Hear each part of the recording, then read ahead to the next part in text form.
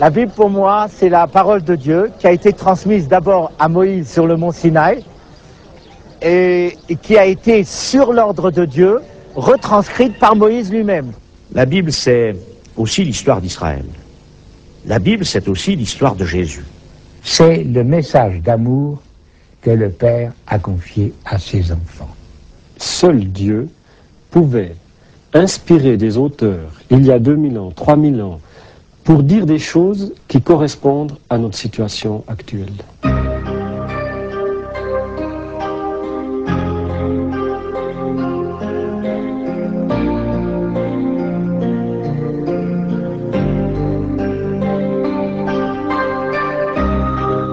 Née dans les contrées désertiques du Sinaï, la Bible est une collection d'une 60aine de livres, écrits sur une période de 16 siècles par une 40aine d'auteurs. C'est le livre le plus ancien et le plus célèbre, traduit en plus de 2100 langues ou dialectes, lu et étudié par des gens de toute race. Diffusé en entier ou en partie à près d'1 milliard d'exemplaires chaque année, la Bible est le plus grand best-seller jamais sorti de l'imprimerie. Un livre unique dans lequel Dieu se révèle à l'homme. C'est le peuple d'Israël qui commença à rassembler les différents livres de la Bible et de les garder précieusement. Aussi, pour marcher sur les traces du Saint-Livre, il faut partir en Israël. La Bible, incarnation unique de la vérité universelle, fut écrite ici, dans cette contrée qu'on appelle Palestine, Israël ou Terre Sainte.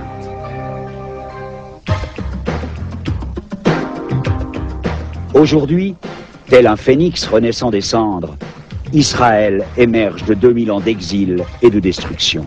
Il n'existe aucun autre pays au monde aussi varié et riche en contrastes que le minuscule pays d'Israël. On peut admirer des monuments qui sont parmi les plus beaux de l'histoire. Ruines ravagées par le temps, forteresses magnifiques édifiées par des empereurs et des rois, champs de bataille où se joua le sort des nations. Ici ont vécu le patriarche Abraham, les rois David et Salomon, les prophètes Ésaïe, Jérémie et Ézéchiel.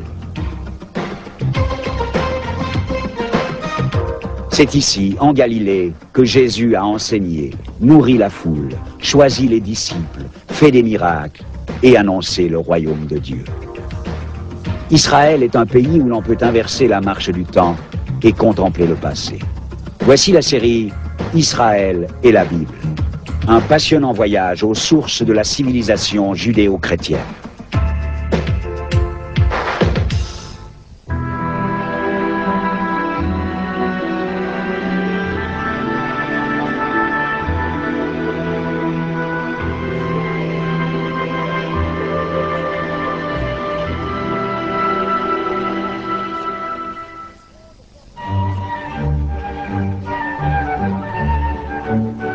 La vieille ville de Jérusalem, ses quartiers, ses monuments, ses portes, ses souks.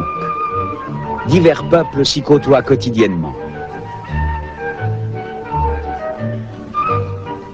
Chaque touriste veut garder le souvenir de son passage ici. Mais derrière les monuments historiques, Jérusalem garde encore ses secrets. En particulier celui qui concerne l'Arche de l'Alliance. Certains pensent qu'elle existe toujours, et les rabbins prétendent même l'avoir localisée. Partons donc sur les traces de l'Arche de l'Alliance, qui devrait être plus tard le cœur du temple reconstruit. Dans le tunnel rabbinique, on se retrouve devant un énorme mur de pierre que les experts appellent l'assise maîtresse. Elle comprend les plus grosses pierres de construction jamais découvertes en Israël. D'origine hérodienne, l'une d'elles mesure plus de 13 mètres de longueur. Sa hauteur est de 3,50 m. Elle pèse environ 570 tonnes. En guise de comparaison, la pierre la plus grosse de la plus grande pyramide de Khéops à Gizeh ne pèse que 20 tonnes. La pierre elle-même est un mystère. On ne sait pas exactement comment elle fut amenée à cet endroit, ni exactement à quoi elle servait, puisqu'au-dessus et au-dessous se trouvent des pierres normales. C'est une énigme en quelque sorte. Comment un poids pareil qui, d'après les dires des archéologues, c'est les plus grandes pierres qui existent au monde. Même pas les Incas, même pas les pyramides, beaucoup plus grandes que ça. Et on s'étonne comment on peut être élevé et bâti et posé. et qu'on les transportait pour être posés là. C'est une énigme encore qu'on n'a pas résolue. Une seconde énigme, à quoi servaient ces pierres immenses? Parce qu'ils ont 4 ou 5 pierres de la sorte. Parce qu'au-dessous de ces pierres-là, il y a des pierres normales, en quelque sorte, 1,5 mètre de largeur, ou de longueur. Et sur ces pierres-là sont posées d'autres pierres qui sont assez normales. À quoi servaient ces pierres-là? On pense, nos ingénieurs pensent que c'était pour donner de la pesanteur spéciale, pour contrebalancer les effets d'un tremblement de terre. En fait, le sous-sol de l'esplanade du temple possède d'innombrables passages secrets, dont très peu sont accessibles au public. Les immenses écuries souterraines de Salomon donnent une idée du génie des architectes de l'époque. Un véritable labyrinthe de salles voûtées et de passages souterrains se trouve juste derrière la salle de l'Arche de Wilson, derrière ce mur près duquel les Juifs viennent prier tous les jours. La porte de Warren, aujourd'hui murée, cache également bien des secrets. Elle menait autrefois directement à l'esplanade du temple. Il semble que depuis des siècles, l'arche repose dans des salles souterraines du mont du temple. Selon la tradition juive, le roi Josias voyait que la destruction était imminente. Il ordonna alors que certaines choses soient cachées dans l'une de ces pièces, construites dans ce but par le roi Salomon. Nous croyons que ces choses sont restées là-bas jusqu'à ce jour. Parmi nous, il y a quelques personnes qui connaissent précisément l'emplacement de ces objets. Vous le voyez, l'arche n'est pas perdue. C'est un sujet qui suscite un grand intérêt. Il existe beaucoup de théories, beaucoup de livres qui ont été écrits au sujet de l'emplacement de l'arche. Un livre connu écrit par un journaliste anglais annonce que l'arche se trouve en Éthiopie. Depuis le pont aérien du 24 mai 1991, pendant lequel 14 000 falachas juifs éthiopiens furent transportés discrètement en Israël durant l'opération Salomon, des bruits circulent selon laquelle l'Arche de l'Alliance se trouverait en Éthiopie. Pour certains, ces falachas ont probablement été en possession de l'Arche depuis le temps de Salomon.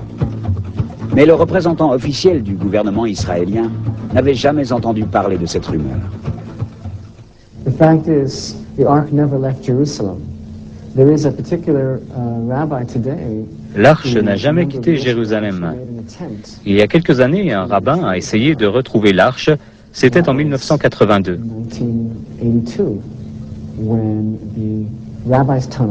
Lorsque le tunnel rabbinique, le tunnel du mur occidental, qui longe entièrement le côté ouest du mont Moria, a été creusé, ce rabbin arriva à un certain point où il savait, selon ses connaissances et selon la tradition, qu'il était vraiment très proche de l'endroit où se trouve l'arche. Il a essayé d'aller dans cette direction. La population musulmane en a entendu parler et la foule furieuse a attaqué ceux qui travaillaient aux fouilles. Il y a eu plusieurs blessés très graves et le gouvernement israélien décida alors de sceller le passage conduisant à cette pièce.